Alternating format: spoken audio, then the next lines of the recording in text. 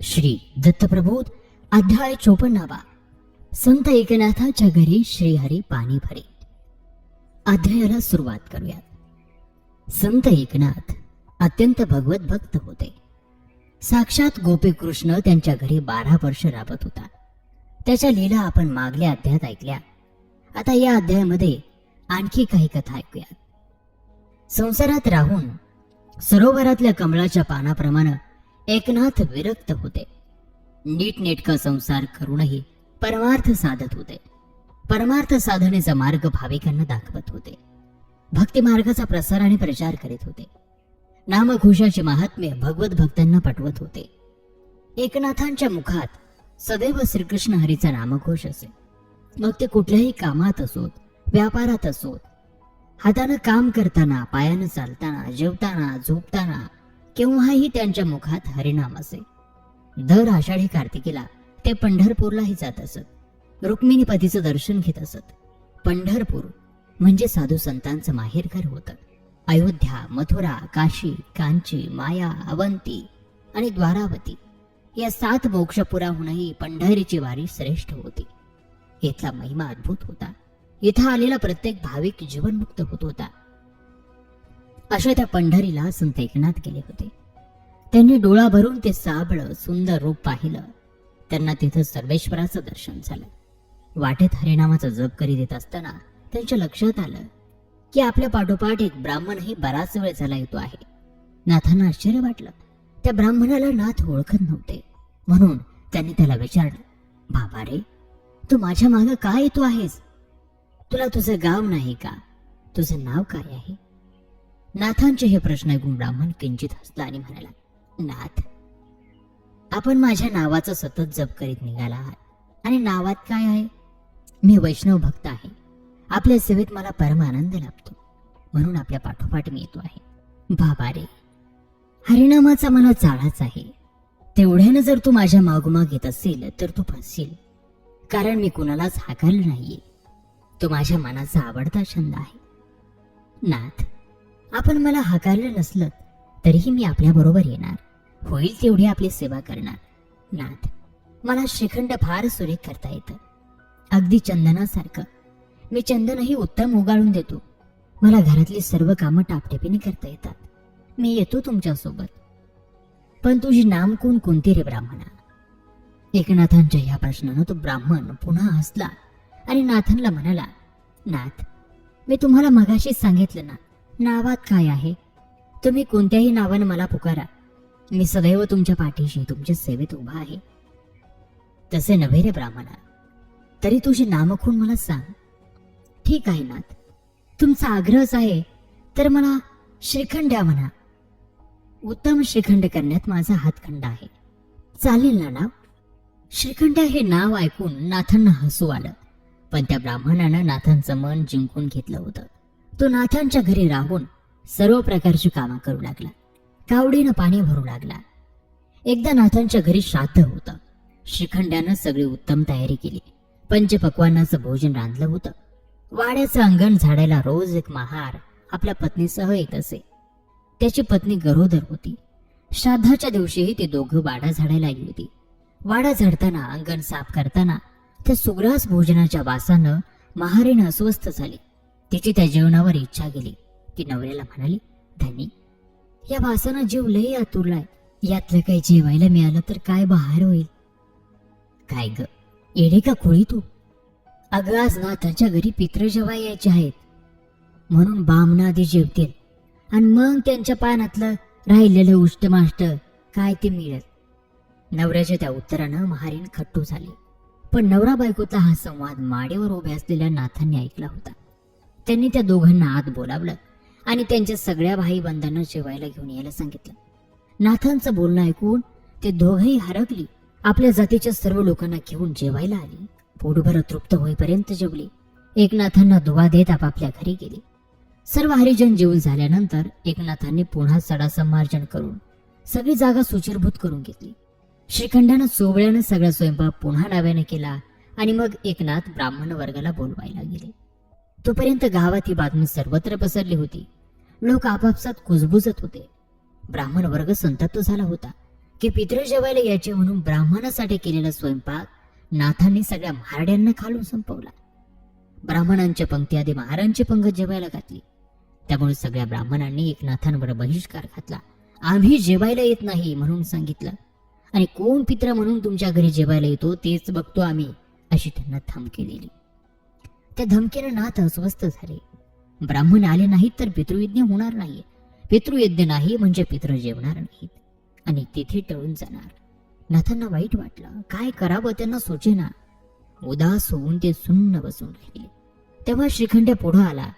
त्याने नाथांना सांगितलं, नाथ, तुम्ही कशाला काळजी करता? तुम्ही आगंतव्य म्हणा.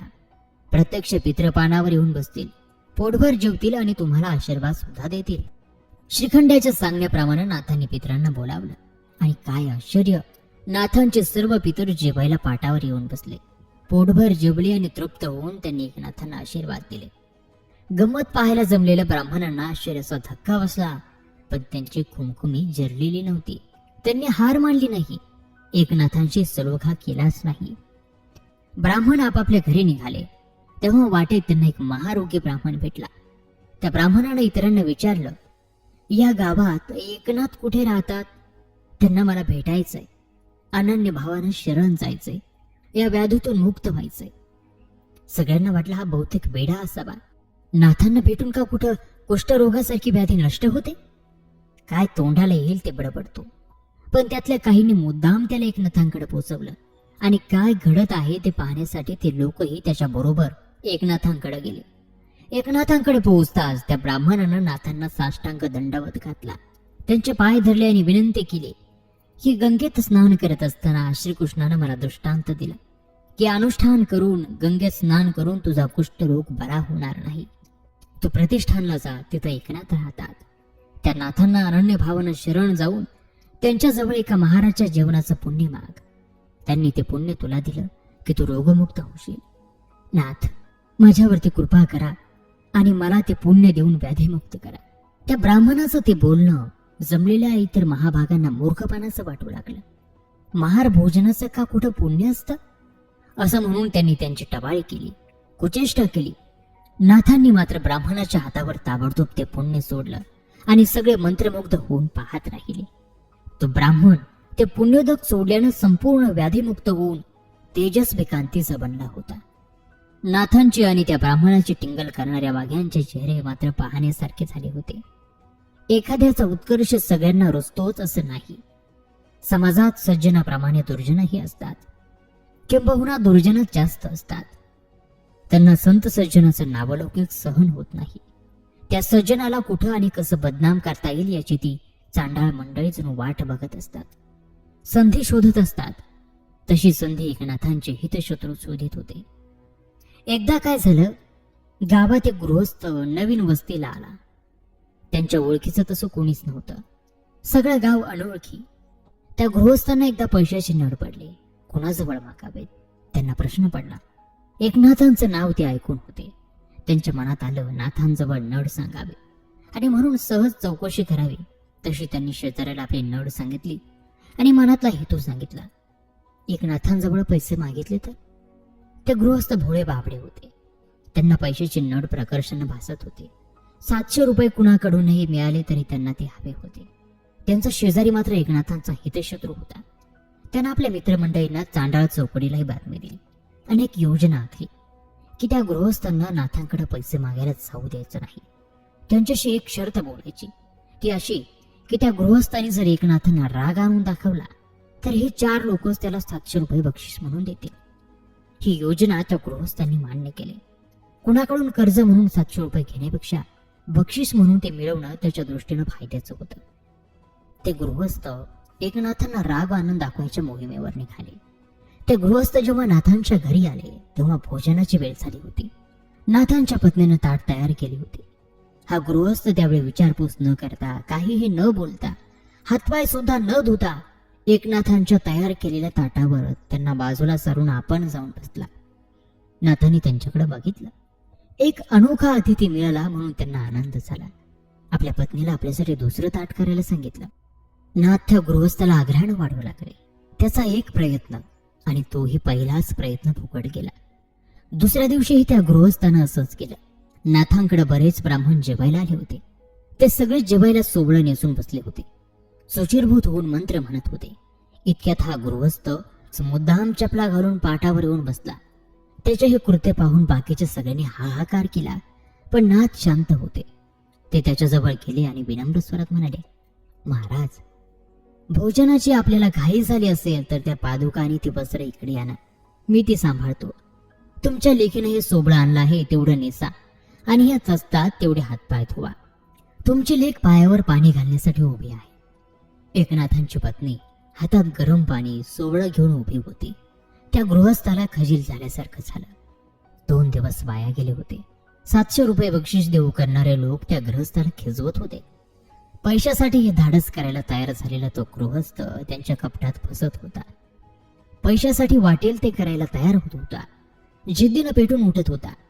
बाहेर पडताना त्यानं त्या पैज लावणाऱ्या ब्राह्मणांना मिशीला पीळ भरी सांगितलं होतं, आज संध्याकाळी पैसे तयार ठेवा.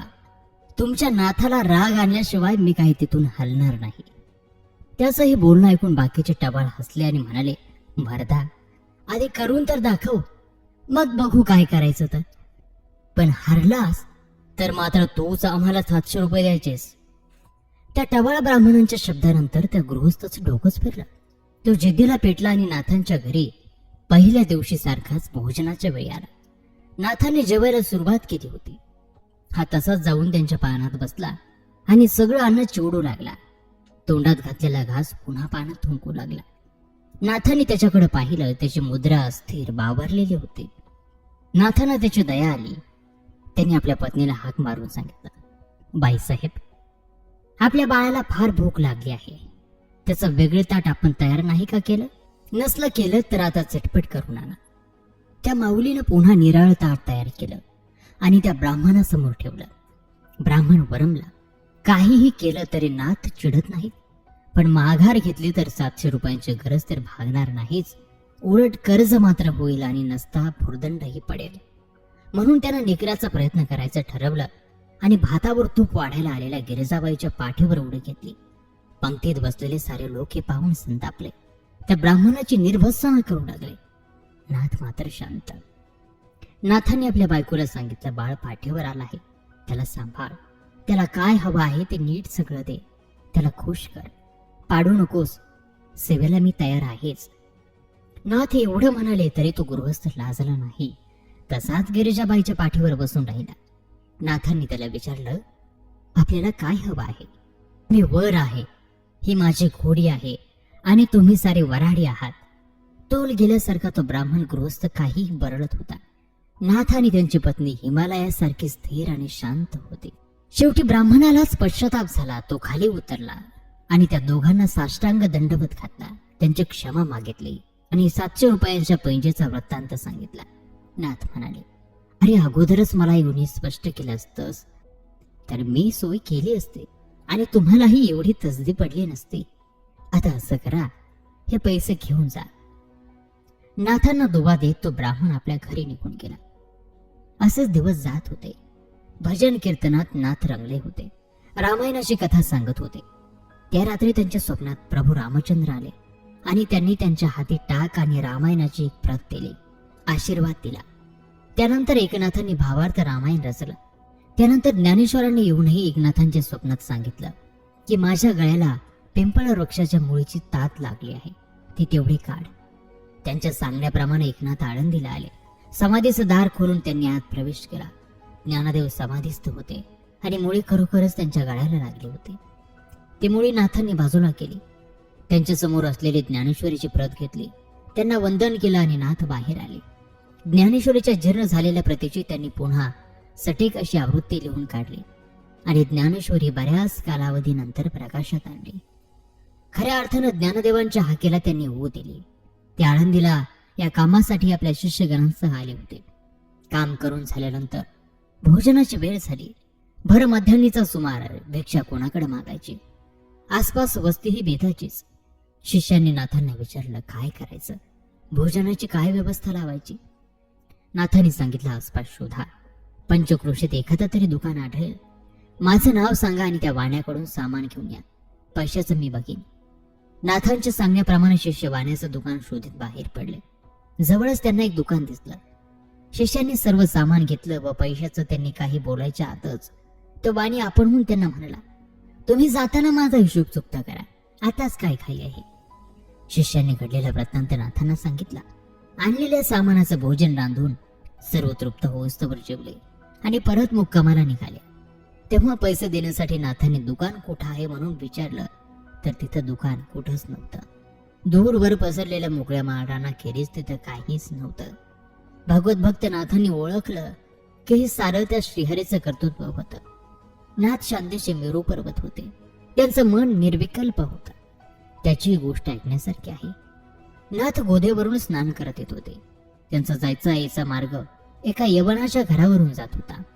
त्या यवनाचा एक नियम होता की एकनाथ जाताना दिसले की तो वरून त्यांच्या अंगावर थुंकत असे. नाथांना पुन्हा स्नान करायला त्यामुळे गोदेवर जावं लागत असे. न चिडता न संतापता नाथ पुन्हा पुन्हा स्नान करत असत आणि शांतपणानं घरी जात असत. ह्या नियमामध्ये कधीही खंड पडला नाही. शेवटी तो यवन श्रमला, थकला, मनोमन खजील झाला, बरमला. नाथ दुसऱ्या दिवशी स्नान करून आले आणि यवन थुंकण्याची वाट पाहत उभे राहिले. 2 प्रहर त्या यवनाच्या माडीखाली नाथ तसेच तिष्ठत उभे होते. यवनाला लाज वाटली. तो खाली आला आणि त्यानं नाथांना साष्टांग प्रणिपात केला. त्यांची क्षमा मागितली. तो अनन्य भावानं नाथांना शरण आला. नाथ त्याला म्हणाले, अरे तू काय खंत करतोस? तुझ्यामुळेच तर मी दिवसातून 4 वेळा गोदा दर्शन करत होतो. त्यामुळे तू त्यात वाईट वाटून घेऊ नकोस. तुझा नियम तू चालू ठेव. नाथांच्या ह्या शब्दानं तर तो यवन आणखीनच सद्गदित झाला. नाथांचे चरण धरून उपदेश द्या म्हणाला.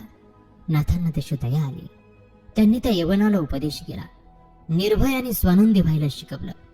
येता जाता त्याला बोध देऊन त्याच्या मनातले भेदाभेदाचे विचार उडवून लावले आणि शुद्ध भाव मनात ठसवला. तो यवनही नाथांना अतिशय मानित असे. मनोमन त्यांची पूजा करीत असे.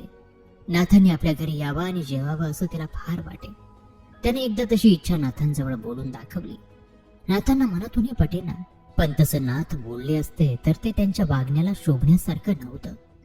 बोलताना सगळ्यांना सांगायचं की भेदाभेद करायचे नाहीत आणि प्रत्यक्षात वावरताना मात्र भेद करायचा, हे नाथांना तत्वतः पटेना. त्यांनी खूप विचार केला आणि त्या यवनाच्या घरी जेवायला जाण्याचा निश्चय केला आणि त्याला येतो म्हणून सांगितलं. यवनालाही फार आनंद झाला. त्यानं मेजवानीचा भेद केला. नाथ जेवायला आले. नाथांच्या उपरण्यात एक डुकराचं पिल्लू होतं. जेवायला बसताच ते नाथांच्या उपरण्यातून बाहेर आलं आणि त्यानं पानात तोंड घातलं. ते पाहताच तो यवन पानावरून उठला. अपशकुन झाला म्हणाला, जेवायला तयार होईना. नाथाने त्याची समजूत घातली की अरे भेदाभेद मानायचे नसतात. आपण सारे देवाची लेकरं. हे डुक्कर काय, तू काय, एकाच देवानं निर्माण केलं. मलाही त्याच देवानं घडवलं. आपण सगळी त्या एकत्वाची, परमात्म्याची लेकरं. कुठलाही विकल्प मनात न आणता भोजनाला बैस. मुसलमान धर्मात डुक्कर निषिद्ध मानतात. त्यामुळे त्या यवनानं नाथांचा उपदेश मानला नाही. तो भोजनावरून उठला. घरचा गृहस्थच पानावरून उठल्यानंतर नाथ तरी कसे बसतील? नाथही उठले आणि यवनाकडे भोजनाला बसण्याचा प्रसंग नाथांनी टाळला. अशा प्रकारे श्री दत्तप्रबोध ग्रंथातील हा 54वा अध्याय या ठिकाणी समाप्त होत आहे. पुढील अध्यायामध्ये अशीच दिव्य कथा आपण पाहणार आहोत.